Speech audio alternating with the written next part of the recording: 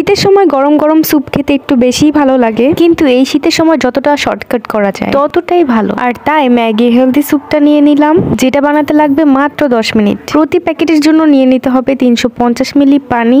আমি এখানে পানিটা একটু বেশি নিয়েছি, যার কারণে পরে একটু কর্নফ্লাওয়ার মিক্স করেছি। ফার্স্টে আসলে ভেবেছিলাম নুডলস বানাবো, বাট পরে মাইন্ড চেঞ্জ হওয়াতে ভাবলাম স্যুপই বানিয়ে ফেলি। বেশি শীতের সময় আসলে স্যুপটাই ভালো লাগে। পানি ফুটে আসার আগেই নর্মাল টেম্পারেচার থাকা অবস্থায় স্যুপ পাউডারটা মিক্স করে ফেলতে হবে, কারণ এটা যদি গরম পানিতে মিক্স করি তাহলে দলা দলা থেকে যাবে, মিক্স হবে না। আমি এখানে 2 প্যাকেট ইউজ করেছি, আর সবগুলো পাউডার দিয়ে ফেলার পর একদম ভালো মতো মিক্স করে নিতে হবে। প্যাকেটের গায়ে লেখা ছিল যে এখানে এক্সট্রা কোনো লবণ দিতে হয় না, তবে আমি এখানে পানি একটু বাড়িয়ে দিয়েছি, যে কারণে একটু লবণও দিয়েছি। তাছাড়া এটা যেহেতু থাই স্যুপ, তাই থাই পাতা আর যারা ঝাল খেতে চায় তাদের জন্য কাঁচামরিচ অ্যাড করতে হবে। আরো 2টা জিনিস অ্যাড করতে হয়, চিকেন কিংবা চিংড়ি, যেটা আসলে আমি দেইনি, কারণ শীতের সময় এই শর্টকাট স্যুপ রান্না করতে যেয়ে মাছ মাংস কেন বের করব। তার চাইতে ভালো আমি থাই স্যুপটাকে কর্ন স্যুপে কনভার্ট করে দেই। যেহেতু কর্ন স্যুপে কনভার্ট করবই, তাই আর থাই পাতাটা ইউজ করিনি। জাস্ট 2টা ডিম অ্যাড করে দিয়েছি, কিছু কাঁচামরিচ